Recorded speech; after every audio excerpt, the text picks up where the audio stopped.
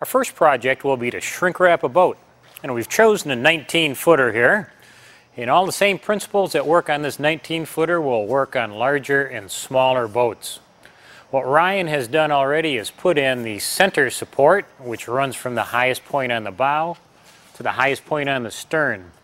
What this does is give you the strength and slope that you need to have snow and ice, water, whatever, run off the cover. Okay, Ryan is now going to put a buckle in, going side to side on the boat over the top of the support pole. As you can see, we have two uprights in this particular boat, and generally speaking, you want to be about 10 inches higher behind the windshield on a boat with your upright support than where the strap normally falls, right on the top of the windshield. This will give us the slope so that snow and ice will run right off the cover. So we have a tight center support, and now Ryan is also pulling the side-to-side support nice and tight, so that will give us plenty of support, so there'll be no weight resting on the windshield.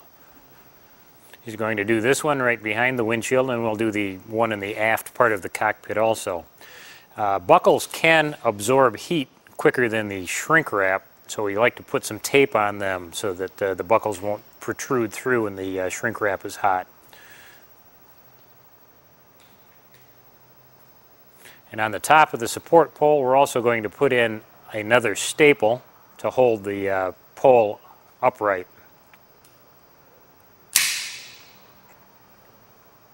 All right, Ryan's going back to put a buckle in the strapping going side to side over the last pole in the boat in the back of the cockpit.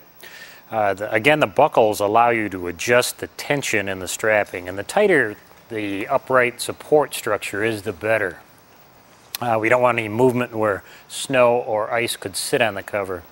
Even our thinnest shrink wrap will hold 256 pounds per square foot, which, if it's laying inside of a boat cover, can cause some damage. So the support structure is very, very important.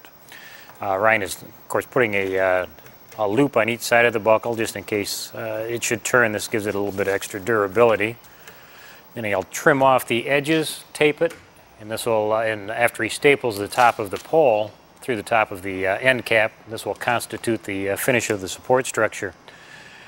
And once that is done, you just want to make sure you have all of your tools taken with you off from the boat. And also, at that point in time, make sure, of course, that your boat has been winterized. This is a very good time before we actually start putting the shrink wrap on. All right, again, we have the support structure done, and what we have to do to measure how wide the material should be for your boat is to, you always want to be 6 to 8 inches below the rub rail on the boat. So what we're going to do to determine the width of the material is measure from the highest board at the center over the widest part of the boat down to 6 or 8 inches below. We have about 66 inches, and we want to double that figure. And our band is going to go right about here, our perimeter band, and we need another foot, 6 inches on each side, that we're going to tuck under the band. So we're going to have about a 12-foot piece of material here will work very well. Now the perimeter band goes around the hull horizontally, and again, this is going to be very tight, and this is what's going to hold the cover on. To hold this band up, though, the first thing we're going to do is tie some loops in the actual coming down from stanchion bases or grab rail, in this particular instance, using the same strapping. Now this is just a very simple loop that we're going to run the perimeter band through, and this will give us a nice straight line along the side of the boat also. And Ryan will now start running this through, and we're going around the entire boat from the stern, around the bow, and back to the stern again, where we will put a buckle in and tighten it with the tensioning tool. Ryan's coming around now with the perimeter band. Again, it's went around the entire boat, and we want to put a buckle in at the stern where we get an equal pull down both sides of the boat. And the buckle is installed in the strapping so that we can put a tensioning tool on it. And again, we want this band to be extremely tight. This is the band that's holding the entire cover on.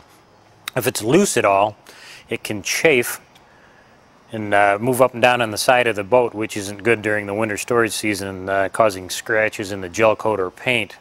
Also, if this band is loose at all, if snow is sitting on top of the cover, it can pull the band up, allowing the snow to fall into the cover. And again, the shrink wrap is strong enough to cause damage on some boats if it did happen to fall on the inside of the boat. So Ryan's putting the tensioning tool on right now, and it easily slips onto the strapping. And you can put the strapping through any of the slots in the capstan, and he's starting to pull it tight, and we want to again make this just really, really tight. The strapping itself is a woven polyester cord, and it will stretch only about 1 or 2% just before it gets to its maximum break strength. So we're continuing to pull out.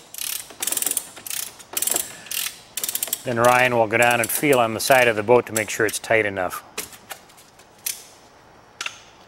before he cuts the strapping off. Ryan's now checking the tension in the side of the perimeter band. Again, we want this extremely tight. He'll also cover the fuel vent at this time. This is very important that the fuel vent be covered so no fumes are escaping. A simple piece of tape over the fuel vent will make that happen. Now, the fuel vent will probably be covered by the shrink wrap, so what Ryan is going to do is put a piece of tape below where the cover is going to go on the side of the boat so we can come back and remember where the fuel vent was, because we do want to open it up again before the after we actually have the cover on the boat. All of our rolls of shrink wrap are center slit material, so that means they have an opening in them. They're multi-fold, so if you order a 40-foot wide roll of material, it's not going to be 40-foot wide as it comes to you. You'll have multiple folds in it, and all of the material actually has a slit down the center. So as you put it on the object you're going to cover, it doesn't matter if it's a machine, boat, whatever, it will unfold equally in each direction. So it's very easy to apply, and it has a bit of slip in it also, so it unfolds easily. Also, the rolls of shrink wrap all come on a 3-inch cardboard core, so it's very easy to run a pipe through like on our film dispenser. And the film should be always off the ground. It has a lot of static electricity in it, which means that it's going to pick up dirt, gravel, and so on, and you do not want to drag that up and over a boat or machinery, because then you're getting dirt on it, which can cause abrasion and scratches.